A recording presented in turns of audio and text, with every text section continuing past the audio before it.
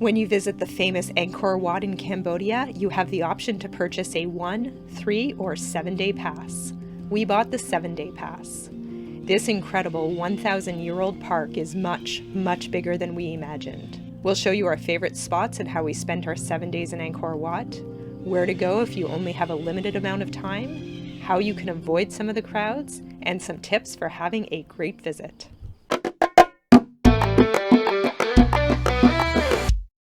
We've just arrived at the main Angkor Wat entrance and it is bustling here. There's tuk-tuks everywhere waiting to take you places. We can see the main Angkor Wat temple in the distance. It's pretty exciting. The Angkor Archeological Park protects the remains of the Khmer Empire that primarily existed from the 9th to the 15th century. The park includes the famous Angkor Wat, Bayon Temple, and Ta Prohm Temple. Many people say they're going to visit Angkor Wat, but what they really mean is they're going to visit the remains of the ancient city of Angkor, which has many archaeological sites, of which the main one is Angkor Wat. The sun is intense here, the UV index is very high, so make sure you have your sun protection. If you're here on a 1-day pass, you'll see the highlights. But if you're on a 3 or 7-day pass, you'll also have the opportunity to explore some of the other less crowded and incredibly impressive sites. And maybe even return to a few of your favorites like we were able to do. I can't believe you're going to film this mess. In this video, we'll cover the amazing sites in the Angkor Archeological Park, our unconventional way of getting around, how we avoided the crowds, and tips for your visit. In our next video, we'll cover things to know before you visit, like where we stayed, what other activities to do, how to get around, and how much it costs. So be sure to subscribe and click the notification bell. Okay, so let's get to the park. You can't buy park passes within the park itself, so be sure to purchase your passes online before you come. Okay, now on to Angkor Wat.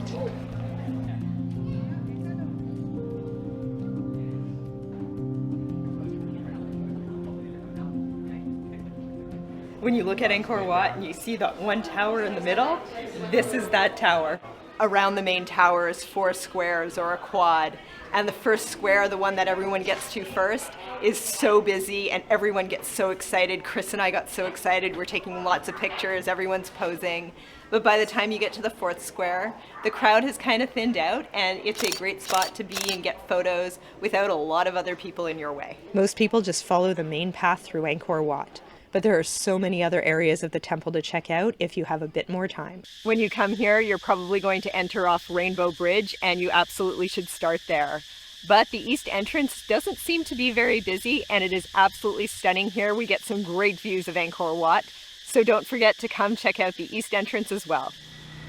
We grabbed a tuk-tuk using Pass App from the east entrance of the Angkor Wat temple, and now we're heading to what? Ta Prohm. Ta Prohm is one of the temples we're most excited about seeing because it has a jungle growing out of it. It was also a filming location for the 2001 movie Lara Croft: Tomb Raider that Chris got pretty into. I think this doorway has a clue. I think it says, "I'm sorry, Lara. The Shiva is in another temple." Who's Lara? With our 7-day pass, we actually ended up visiting Ta Prohm a few times. It's quite a busy and popular temple, but for a much quieter experience, you can come first thing in the morning when it opens. And of course, there's also more opportunities to simulate a video game. Check out the end of our video for the full clip. For one of our past days, we decided to walk from Angkor Wat to Bayon Temple. Tuk-tuks are big business around here, and there's a lot of encouragement for you to hire one and use it for the day to take you to all the different temples. But the Angkor Park is also so beautiful, and it's really lovely to be able to walk between some of the closer temples. And we're so glad we walked because we would have missed so much, like the walk up to the incredible Phnom Baken Temple and its amazing architecture. You know, everyone sticks to all these really popular temples that are well known, that are well placed on the map. This is just stunning. Like, we have 360-degree views around us. We are on ancient archaeological site that's over 1,000 years old, and we're the only ones here. Back down the hill and closer to the road is the much smaller Baksay Shamkron Temple. This one is very close to another popular tourist attraction, but it doesn't seem to get a lot of visitors. It's quite steep, and I'm a little scared.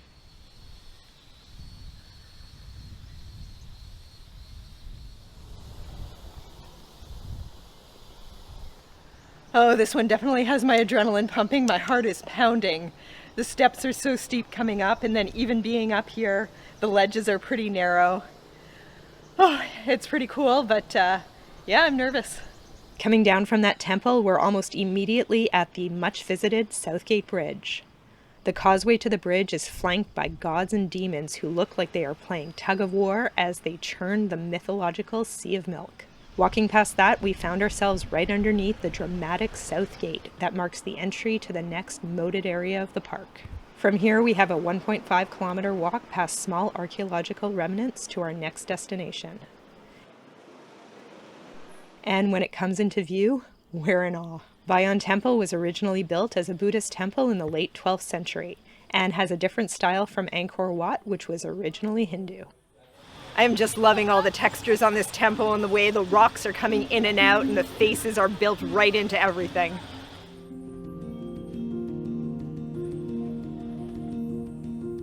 It's such a maze in here with options to turn left or right or go straight almost every few steps. Just north of the Bayon Temple is the popular Ba Phuan Temple from the 11th century, which has some stairs you can climb to get views of the surrounding area. In this area is also the Terrace of Elephants, which of course is carved with elephants, and it was once used for viewing events. There are some cool temples just across the street from this area. We thought they were fantastic, but since they aren't on the bus and tuk-tuk tour routes, no one else seems to be there. We see lots of people visiting these Wats wearing flip-flops and really light, non-protective shoes. And certainly that's an option, but if you want to be climbing up to these higher Wats and really exploring and feeling sturdy on your feet, I recommend a much stronger mountain type shoe. So these are the trails that we found for walking on. They're marked on the map as roads. Some of them aren't even on the map, but we used the satellite pictures to figure out where they were. And hopefully just over that way is the temple. Over the next few days, we find ourselves walking or using Pass app to call tuk-tuks so we can visit as many temples as we can in the park. We also used one of our pass days to visit some that were a little farther out of the park. When they were building these places, they didn't just put down some flooring and call it a day. These are giant stone blocks, and they are everywhere, under all of these temples, all of the walkways. It's just so much work that they've put into making these places, and I know I keep saying it, but it's phenomenal. We've been noticing holes in a lot of the rocks, and we were wondering what they were. If anyone knows, let us know in the comments. Emily, don't move. Be careful where you step. Blow darts. I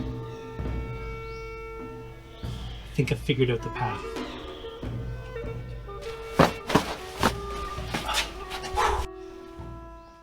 It's day 6 of our 7-day Angkor Pass, and once again we're at a temple where no one's around. We found one, it's a little bit farther out, and there's absolutely nobody here. We're the only ones walking around and exploring this temple right now. So I love it. This temple that we're exploring right now is the Eastern Bayon Temple, and it used to be the center of one of the biggest reservoirs ever built by hand in the world. And it was an island right in the middle of the reservoir, and when you look out at the 4 sides, you can see boat ramps, and the walls at the sides are really, really high because that's where the water was. In our attempt to find the less visited temples in the Angkor Wat Archeological Park, we also found ourselves in some sketchy areas.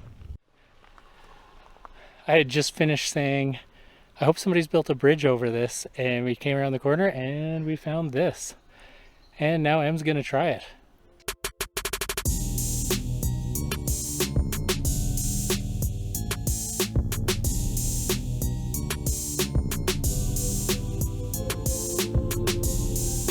I just walked over that very sketchy bridge, following Chris's instructions, to see this. I'm making some pretty questionable decisions today. To be fair, I was surprised that she walked over that bridge, and I said that we should go back. She is making questionable decisions today. There was more to this temple though. You can see half-buried carved rocks all around us. Okay, let's head back to Angkor Wat to see what it looks like today. When you're hiking through archaeological parks, always bring snacks.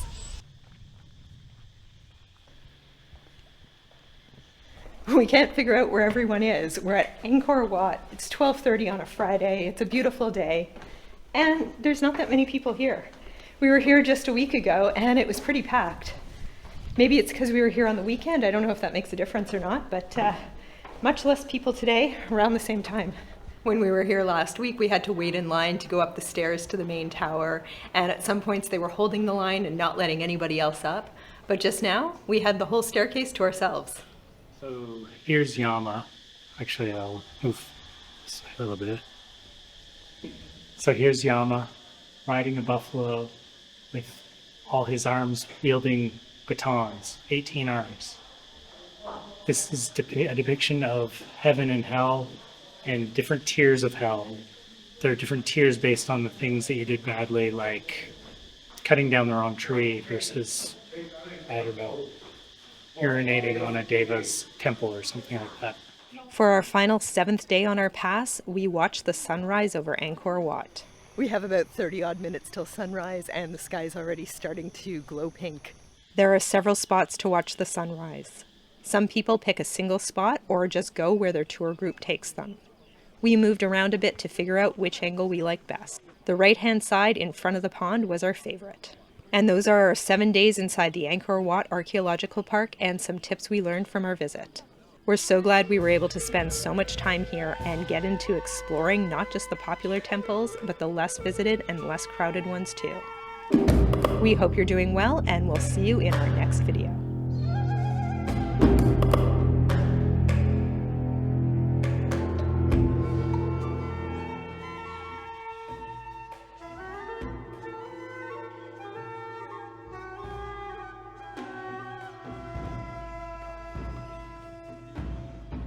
Emily, there's beehives in this tree. We can use them to distract the guards.